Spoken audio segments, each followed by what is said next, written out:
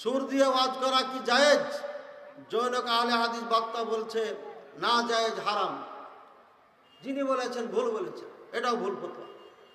তবে সমাধান কি? সুর দিয়ে ওয়াজ করার মধ্যে কল্যাণ নেই, বুঝেছেন তো?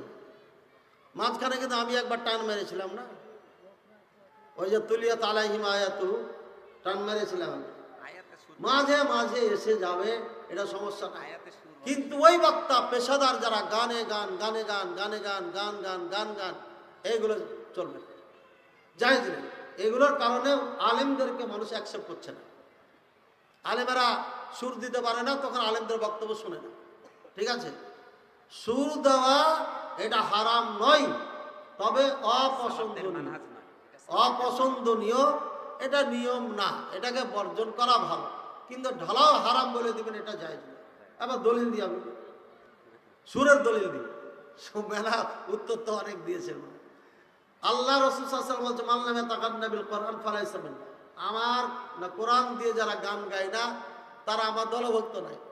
তো কোরআনকে গান গাওয়া মানে কি? সুন্দর করে পড়তে বলেছে, সুন্দর কণ্ঠে বলতে বলছে। সুতরাং আল্লাহ যাকে কণ্ঠ দিয়েছে, সে সুন্দর করে মানুষকে যদি বুঝায় কোরআন হাদিস দিয়ে, ওটা জায়েজ আছে, হারাম না। হারাম বলা যাবে। কোরআনই তো সুন্দর কণ্ঠ দিতে বলছেন আল্লাহ, তাহলে বাংলা ভাষায় কেন দেওয়া যাবে না? দলিল দিয়ে দিলাম না, দিয়েছি না দিনে? আর মরার পরে তো হুরেরা গান গাইবি, এরা তো গান গাইবি। ফটোকপি বক্তা নিয়ে বড় সমস্যা। যে যা ফটোকপি করে, যেটা মেন কপি, ওখানে যদি ভুল থাকে তাহলে ফটোকপি তো ভুল হবে না। ফটোকপি বক্তারা এসব বক্তা ফতোয়া দিয়ে বেড়াচ্ছে। ভাই তোমরা ফতোয়া দিচ্ছ কেন? তোমরা ফতোয়া দাও কেন? নিজকে এত বড় আলম মনে করো কেন? তোমরা